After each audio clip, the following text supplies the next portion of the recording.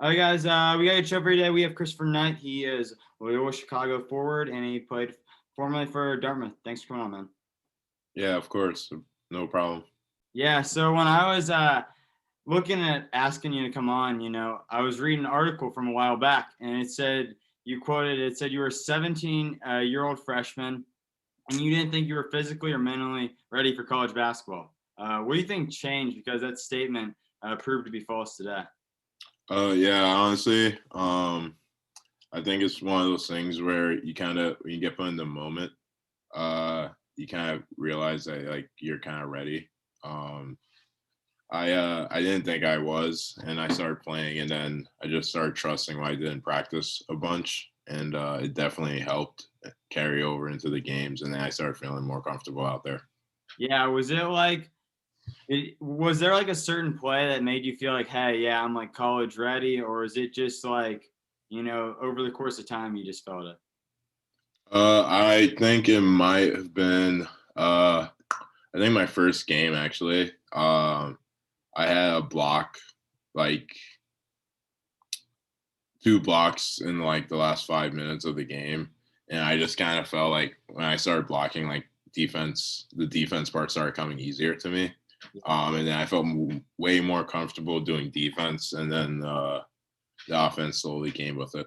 Yeah, you had a great career at Dartmouth. You tore your Achilles in August.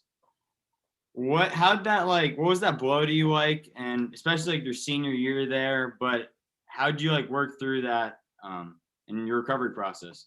Yeah, it was definitely tough. We didn't have a season this year, so I did it while I was back at home, and I was just playing basketball, and then took a bad step, kind of just tore on me.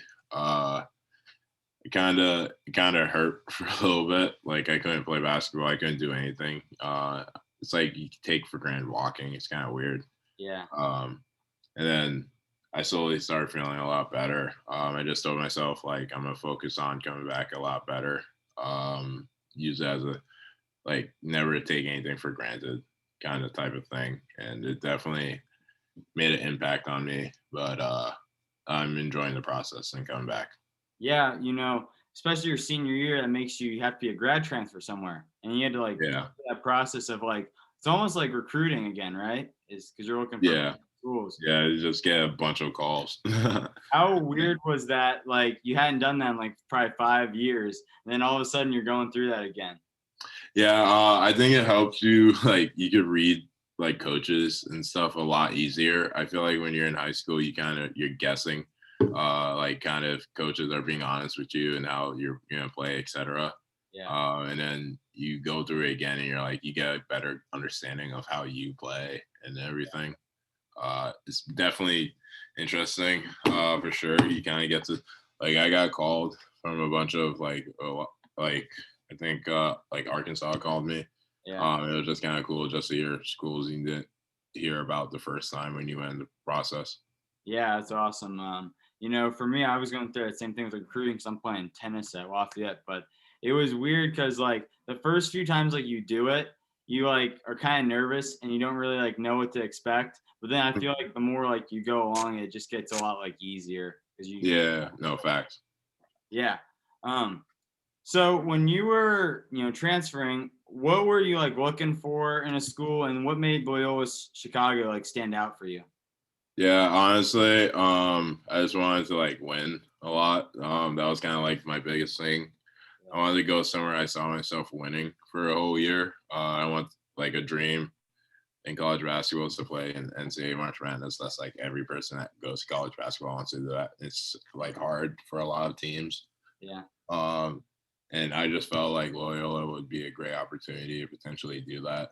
Um, I really liked the coaching staff.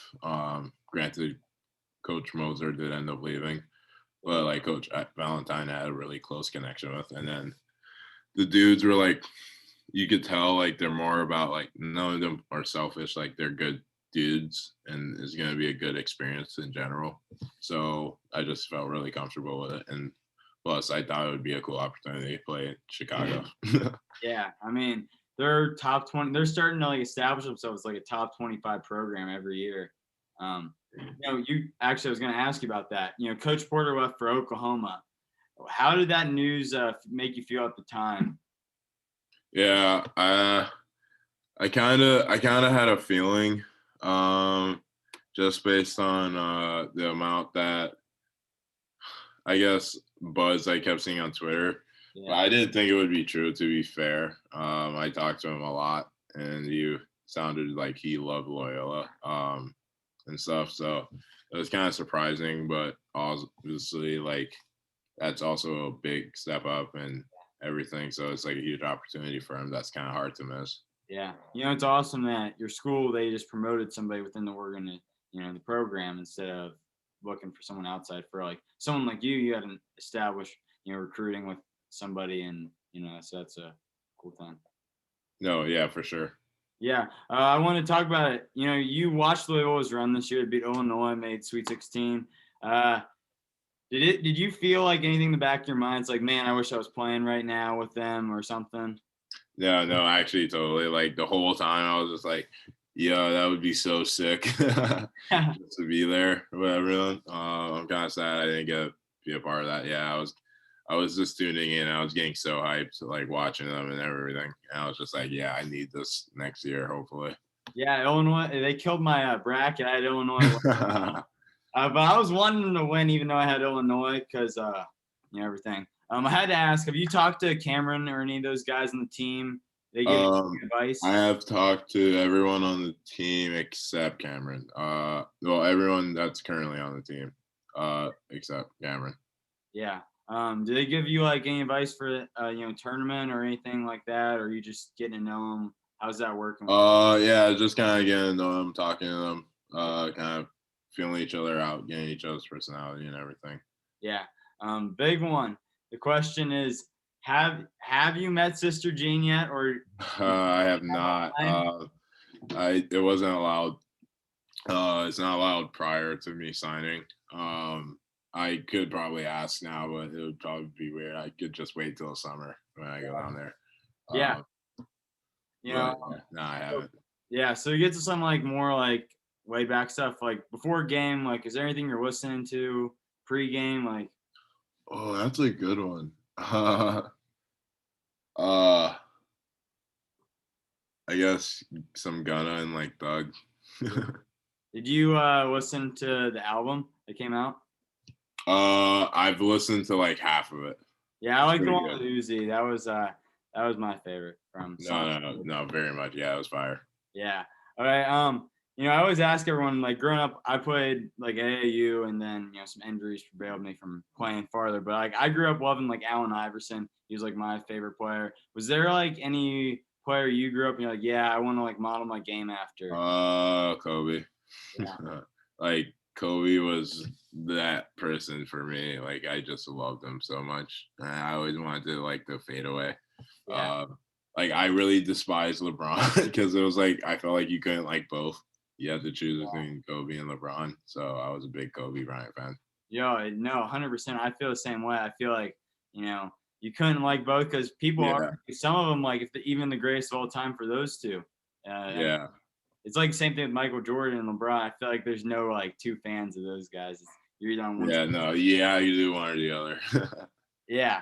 All right. Well, you've done it. You played 4 years college. Well, three, but would have played four. Where are you telling a kid right now who's like working toward his college dream? Yeah, honestly, I'm gonna tell that kid. I've seen so many kids, and I would probably say myself that people don't think they're that good or they're like that great. Um, but if you don't think you are, you probably can be that, even if you're not at the current moment. Yeah. Um, and like the people that you see is like amazing to see them develop. If you just work like at it, like I've seen so many different variations of people have been able to succeed regardless of anything. So like just gotta keep working at it and you never know. It could all click at one moment. Yeah, for sure. I feel like, if you've ever seen like some of those movies that get you pumped up, you're like, yeah, well, defy the odds. Yeah, no facts, like 100%. Yeah. Final question. It's always the hardest one. How do you want people to remember yourself when your basketball career is over? Ooh. um, Ooh, that's a really hard. What the heck? Probably, I would hope that people thought I was like a really hardworking and like uh great teammate and person to be around. Um, and then in terms of only basketball, I just hope they said like he got buckets. Yeah. um, but yeah, nah, I just hope they think of me like really highly after I'm done. That's like a person that they were really happy to have in their organization and anyone and to be able to watch play basketball. Yeah, well, that's awesome to hear. I feel like a lot of people have already said that from what I was reading, like looking into you. Well, I really appreciate you coming on, man. It means a lot.